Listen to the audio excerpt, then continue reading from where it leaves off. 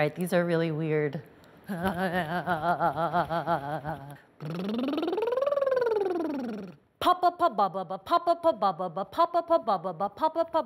of my acting mentors said, you know, to have a sense of generosity to any character you play. So figure out what parts of your life you can lend to the character, whether it's vulnerability, whether it's life experience. I try to find those parallels first, and then whatever I don't know, I try to figure out a way into. It's fun, you know? I mean, I've been doing this for almost 20 years, and so now I'm gonna challenge myself. Like, if I'm gonna play a CEO of a company, why not call some folks downtown and say, can I come and interview you? I mean, that's the best thing about theater, is just opening up worlds that you wouldn't be exposed to otherwise.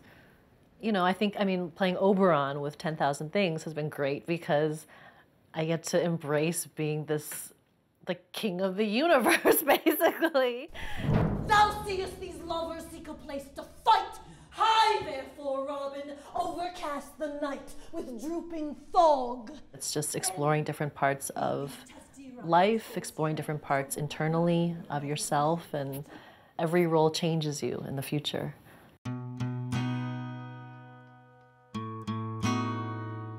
I started out acting because it was just fun. And now as I get older, I think I'm an actor just because I feel like there's so many stories that really need to be told. My American name is Rachel Sun Mee Chomet. My Korean name was Sun Mee. I was 6 months old when I was given up for adoption. I didn't anticipate becoming a playwright, but especially as an Asian American actor, you tend towards writing in order to create parts that are not written yet. I feel passionate about telling stories from the diversity of what it means to be American. Well, there really is no information about your birth family, Rachel. It says you were found in the city of Anyang, and then you were sent to stay with foster mother in Seoul for 6 months before you left for United States. The most recent play that I've written is How to Be a Korean Woman. I felt a need to write this just to process my search and reunion with my birth family. What do I want to tell my birth mother? I think about you and wonder why you gave me up. I'd like to see you, and I hope you'll contact me because I want to find you. I always had this feeling that if I met my birth family, some void would be filled about wanting to know who you are and what your history was. And what I was shocked to find out was that I still felt a void after I was reunited.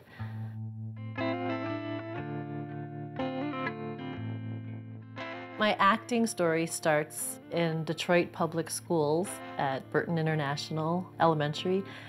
That was my first exposure to theater, and that was what I thought theater was. It was a place to imagine.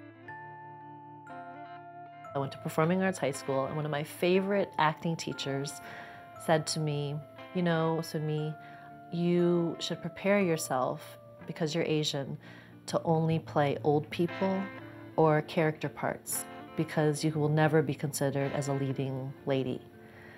And I thought that was so depressing. The Twin Cities is where I broke out of that mentality, working with MOOC Performing Arts.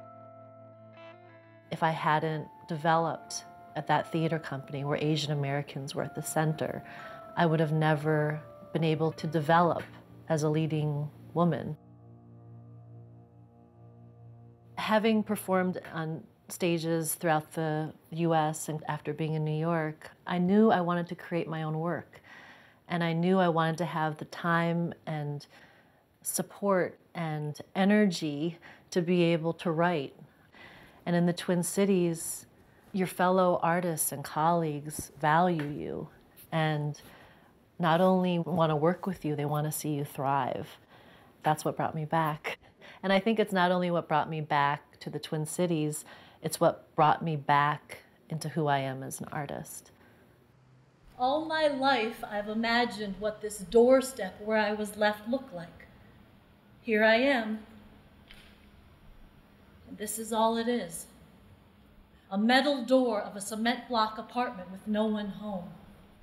The process of translating the story of my search and reunion with my birth family to the page was not easy. And Zadarwar Mistry, my director and dramaturg, was instrumental in that process. He would tell me to just go away and write and don't edit at all. As a result, there would come pages and pages of me just saying how confused I was. You know, I would go on tirade sometimes, just how upset I was at the Korean government about adoption being promoted without any rights given to the birth mothers. And he would say, that exists in the human story.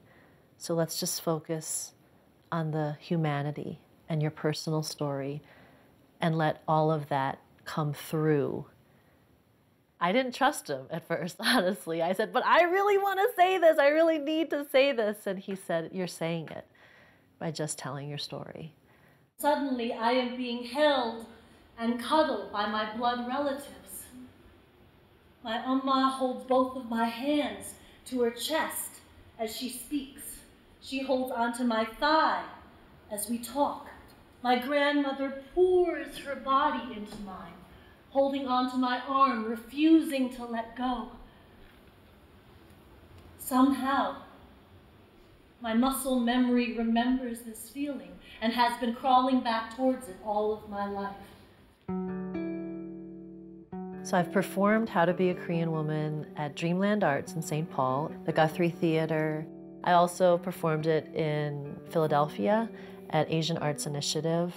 I performed it in Seoul, Korea at the International Korean Adoptees Association's conference for about 300 Korean adoptees from 17 different countries. The reaction from the adoptee community, not only Korean adoptees, but from the wider adoptee community, was overwhelming. There are over 30,000 Asian adoptees in Minnesota, which means everyone knows, is married to, partnered with, or works with an adoptee.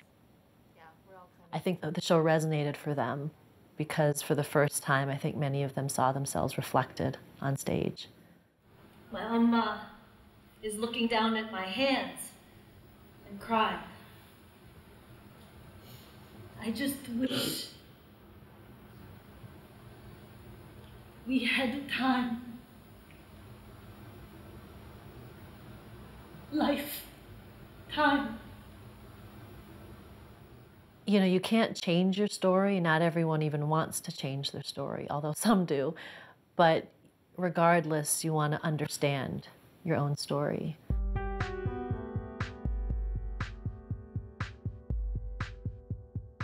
I mean, the more you know who you are as a human being with your own biography, the better you're going to be as an artist.